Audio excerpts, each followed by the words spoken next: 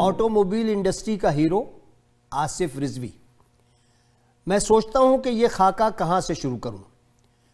محبت کی یادگار اور تاج محل کے مسکن آگرہ سے، جہاں ان کے والد پیدا ہوئے، یا کلکتہ سے، جہاں انہوں نے مشرقی پاکستان ہجرت کی۔ لیکن پھر میں سوچتا ہوں کہ بھرتپور کا تذکرہ کیوں نہ کروں، جہاں سے آج سے 80 سال پہلے ان کی والدہ نے اپنی برادری میں پہلی تعلیم یافتہ خاتون کا درجہ حاصل کیا اور تانگے کی سواری اور پردے میں رہ کر آگرہ جا کر امتحانات دیے اور BA انگریزی میں پاس کیا، اور پھر فارسی اور اردو پہ بھی عبور حاصل کیا، اور اس کے بعد MA اردو بھی۔ یہ تذکرے اس لیے بھی ضروری ہیں کہ کسی بھی بچے کی پرورش میں ماں باپ کے اطوار، عادات، تعلیم اور تربیت ہی اس آدمی کو آدمی سے انسان بناتی ہے۔ میں جس انسان سے آپ کو ملوا رہا ہوں وہ ہمارے اور آپ کے لیے اجنبی نہیں، وہ ان کے لیے بھی اجنبی نہیں جو 70 کی دہائی میں بین الکلیاتی مباحثوں میں شریک ہوتے تھے، اور وہ NED کے لیے بھی اجنبی کیسے ہو سکتا ہے جس کی انگریزی زبان کے مباحثوں میں شمولیت نے NED کے لیے چاندی کی چمکدار ٹرافیوں کے ڈھیر لگا دیے، اور وہ آج کی دنیا کے ہر اس شخص کے لیے بھی اجنبی نہیں جس نے پاکستان کی سڑکوں پر ٹویوٹا کرولا یا کیا گاڑیاں چلائی ہیں، چونکہ یہ دونوں کار پلانٹس لگانے میں بھی ان کا اہم کردار ہے۔ اب تجسس ختم کرتے ہیں اور آپ کو ملواتے ہیں اس شخصیت سے جنہیں ہم سب آصف رضوی کے نام سے جانتے ہیں۔ آصف رضوی سن 53 میں کراچی میں پیدا ہوئے، گو کے والدین پہلے ہی سے چٹاگانگ میں مقیم تھے اور پھر اگلے 17 برس وہیں کے ہو رہے۔ تمام زندگی انگریزی اسکولوں میں تعلیم حاصل کی۔ کیتھولک مشنری اسکول میں تعلیم کے دوران انہوں نے اسکولوں میں بین المذاہب احترام کیا ہوتا ہے اس کو سیکھا، کیونکہ ان کے کیتھولک اسکول میں ہندو، کرسچن، سکھ اور مسلمان سب ساتھ پڑھتے تھے۔ یہ نہ کسی کا مذہب خطرے میں پڑتا تھا، اور نہ ہی کھانے پینے کے برتن الگ ہوتے تھے، اور نہ ہی کسی کے معاملات میں ٹانگ اڑائی جاتی تھی، اور نہ ہی کسی کو ٹانگ اڑانے کی اجازت دی جاتی تھی۔ اور یہ رویہ آصف کی شخصیت کا حصہ بن گیا۔ تمام زندگی نہ کسی کے ذاتی معاملات میں مداخلت کی، اور نہ ہی کسی کو یہ اجازت دی کہ وہ ان کے ذاتی معاملات میں مداخلت کرے۔ گویا ان کے ذاتی معاملات ہمیشہ حساس اداروں کی طرح بااحترام اور خفیہ رہے۔ آصف جب بھی چٹاگانگ کے قیام کو یاد کرتے ہیں تو جذباتی ہو جاتے ہیں۔ سن 65 سے پہلے کا مشرقی پاکستان سنہرے ریشے کا پاکستان، بہتی ندی اور لہلہاتے کھیتوں کا پاکستان، جہاں ہر طرف محبت اور اخلاص بکھرا ہوا تھا۔ اپنے گھر کے باہر بنگالی پاڑے سے گزرتے ہوئے ٹینس کھیلنے جاتے، اور اس بات سے بے فکر کہ یہ ایک اردو اسپیکنگ شخص ہے۔ لیکن وقت نے کروٹ لی اور صرف 5 سال بعد بنگالیوں کی سرزمین غیر بنگالیوں پر تنگ ہو گئی۔ جگہ جگہ ہنگامے ہوئے، لاشوں کے انبار لگے، اور ان لاشوں کے ڈھیر تلے وہ وفاداریاں اور محبتیں بھی دفن ہو گئیں جو قیام پاکستان کے بعد سے لے کر اگلے 25 سال تک بنگال کا حصہ ہوا کرتی تھیں۔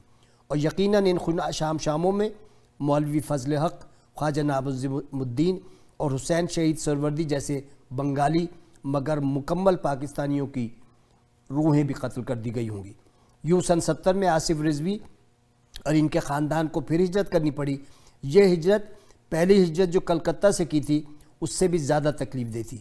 پہلی ہجرت میں آپ ایک نئے وطن سے اپنے وطن جا رہے تھے، ایک جذبے کے ساتھ، ایک جوان جسم اور توانا حوصلے کے ساتھ۔ لیکن دوسری ہجرت میں آپ اپنے وطن سے نکالے جا رہے تھے۔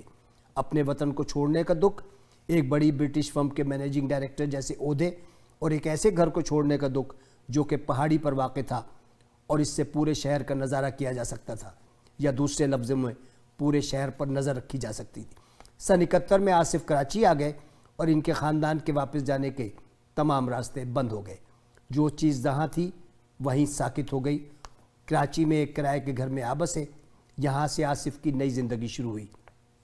ماضی قریب کی خوشحالی، ایک بڑے گھر کا سکون، ماں باپ کی مالی اور سماجی حیثیت، ماں کا سکون، سب خلیج بنگال میں بہہ گیا۔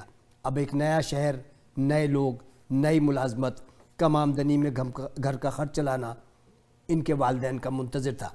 اب یہاں کہانی کا دوسرا رخ شروع ہوتا ہے، جس کی بنیاد آگرہ اور بھرتپور میں رکھی گئی تھی۔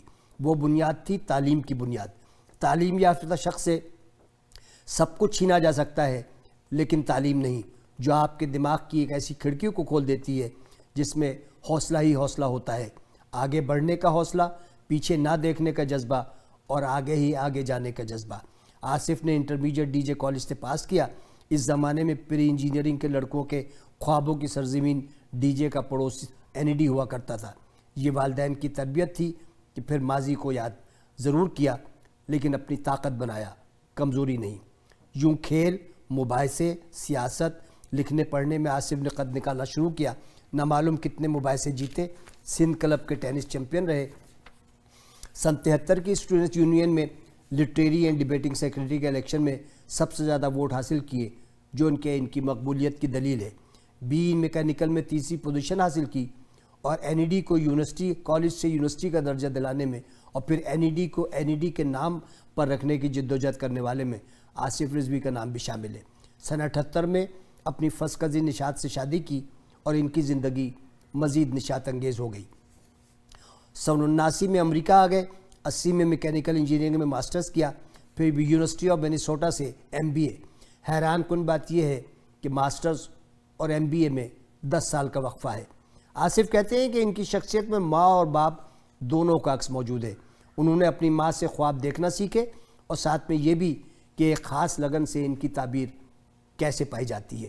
والد سے کردار کی پختگی اور نظم و ضبط کہ جو کام شروع کیا جائے اسے نہایت تندہی سے مکمل کرنے کا جنون۔